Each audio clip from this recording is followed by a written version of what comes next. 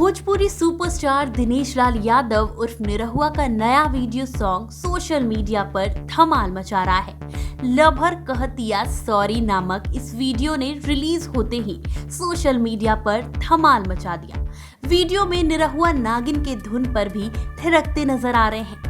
यह video song 15 मार्च को release किया गया था और यह देखते ही देखते वायरल हो गया। इस गाने में निरहुआ ने शानदार डांस किया है।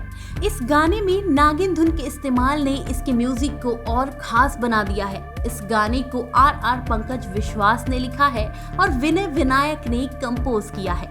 निरहुआ भोजपुरी फिल्मों के साथ साथ अब म्यूजिक वीडियोस में भी अपनी पैठ बना रहे हैं। बीते दिनों होली के मौके पर रिलीज हुए उनके कई गानों ने जमकर सुर्खियां बटोरी थी।